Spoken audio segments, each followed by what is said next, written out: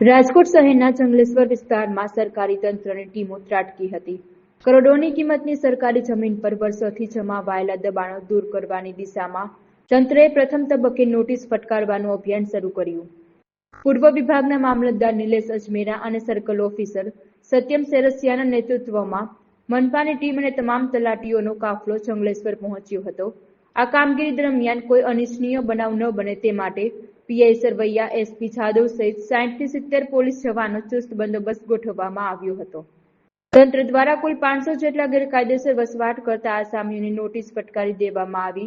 આ તમામ લોકોને આગામી તારીખ 29 ડિસેમ્બરના રોજ પૂર્વ મામલતદાર અજમેરાની ટીમ દ્વારા હિયરિંગ માટે બોલાવવામાં આવ્યા છે। હિયરિંગ બાદ તંત્ર દ્વારા આ મેગા ડિમોલિશનની આખરી તારીખ નક્કી કરવામાં આવશે તેમ મનાઈ રહ્યું છે। Jangleshwar TP number 6 final plot 159 માં અંદાજે 80,000 ચોરસ મીટર જમીન છે। આશરે 70 થી 80 કરોડ રૂપિયાની છે। છેલ્લા 30 વર્ષથી આ કિંમતી જમીન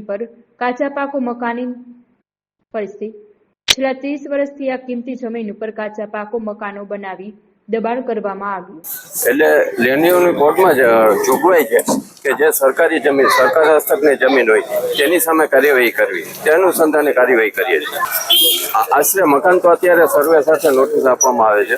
કોર્પોરેશનની ટીપી સ્કીમ અમલમાં છે અને એમાં જે સરકાર હસ્તકના પ્લોટ છે તેમાં નોટિસ આપવામાં આવે। કોર્પોરેશન હસ્તકના જે પ્લોટ છે એની અલગથી કાર્યવાહી એ લોકોએ કરેલી। આના પછી નિયમ અનુસાર આગળ એક્શન લેવામાં આવશે। હજી તો બધાની રજૂઆતો સાંભળવાની રહેશે, પછી આગળ નિર્ણયો લેવામાં આવે।